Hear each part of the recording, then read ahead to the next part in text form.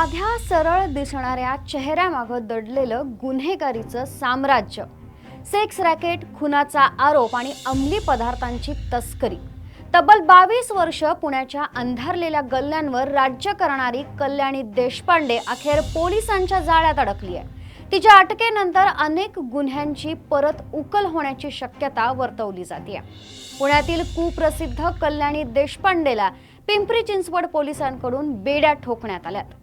कोण आहे कल्याणी देशपांडे? काय आहे या साध्या सुध्या वाटणाऱ्या डेंजरस महिलेची स्टोरी? चला जाणून घेऊयात. मी प्रेरणा परबखोत, तुम्ही पाहताय टॉप न्यूज मराठी. खरं तर कल्याणी देशपांडे असं नाव जरी उच्चारलं तरी सरळ, साधी, सामान्य स्त्री असं चित्र डोळ्यासमोर उभं राहतं.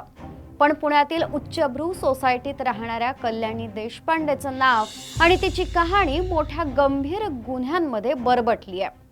तब्बल 22 वर्षांच्या गुन्हेगारी कारकिर्दीत तिच्यावर 21 प्रकारची फसवणूक, सेक्स रॅकेट आणि काही खुनाच्या संदर्भात गुन्हे दाखल आहेत. जयश्री उर्फ कल्याणी देशपांडे असं तिचं नाव. 24 मे 2025 रोजी कल्याणीच्या दुकानावर छापा टाकून कारवाई करण्यात आली. यामध्ये 11,27,700 रुपये किमतीचा गांजा, काही मोबाईल आणि रोख रक्कम जप्त करण्यात आली होती. या कारवाईमध्ये तिचा पती उमेश देशपांडे, चुलत जावई अभिषेक रानवडे, पुतणी ऐश्वर्या रानवडे यांना अटक करण्यात आली. मात्र कल्याणी पसार झाली. तिला शोधण्यासाठी पोलिसांची टीम सातत्यानं प्रयत्न करत होती. पिंपरी चिंचवडच्या अंमली विरोधी पथकानं अखेर तिला आंध्र प्रदेशातून बेड्या ठोकल्यात. गुन्हेगारी क्षेत्रात कल्याणीचं नाव सर्वात प्रथम पुढे आलं ते वेश्या व्यवसायामधून. पुण्यातल्या उच्चभ्रू परिसरात कल्याणी देशपांडे तिच्या बंगल्यातूनच व्हीनस एस्कॉर्ट या नावानं एस्कॉर्ट एजन्सी चालवत होती. मात्र या बंगल्यात एजन्सीच्या नावाखाली चक्क वेश्या व्यवसाय जोमात सुरू होता. हा बंगला वेश्या व्यवसाय आणि गुन्हेगारीसाठी प्रसिद्ध झाला होता. डिसेंबर 2007 मध्ये याच बंगल्यात अनिल ढोले नावाच्या व्यक्तीचा खून झाला. आता हा अनिल ढोले कोण? खरं तर अनिल ढोले म्हणजे कल्याणीचा जवळचा सहकारी. त्याच्या हत्येमुळेच कल्याणीचा वेश्या व्यवसाय उघडकीस आला. अनिल ढोले हा तिच्या व्यवसायात एजंट म्हणून काम करायचा. मुंबईहून मुली आणायच्या आणि इथं पुण्यात पुरवायच्या असं त्याचं काम असायचं. पुण्यामध्ये कल्याणीच्या व्यवसायाचं मोठं जाळं पसरलं होतं. एवढंच नाही तर IT कंपन्यातील हाय प्रोफाईल क्लायंट्सना मुली पुरवण्याचं काम कल्याणी करायची. एवढं सगळं असताना गुन्ह्यांमध्ये सहभागी असल्याबद्दल अनेक वेळा कल्याणीला अटक करण्यात आली. कल्याणीच्या विरोधात मुंबईतही फौजदारी खटला दाखल करण्यात आला. डिसेंबर 2005 मध्ये पुण्याच्या बाहेरच्या एका हॉटेलमध्ये सेक्स वर्करच्या हत्येमध्ये देखील कल्याणीचं नाव समोर आलं. त्यानंतर पहिल्यांदाच तिच्या विरुद्ध मकोका अंतर्गत गुन्हा दाखल करण्यात आला.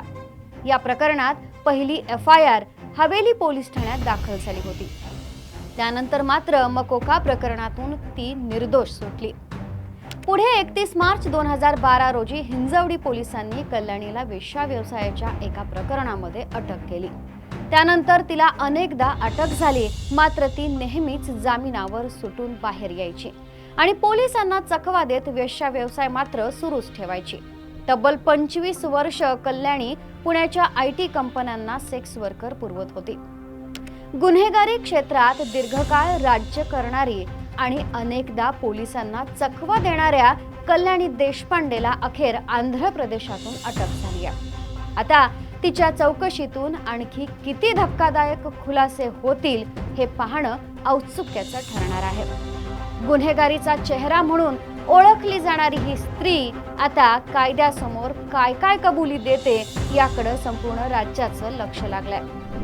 तुर्तास इथंच थांबूया.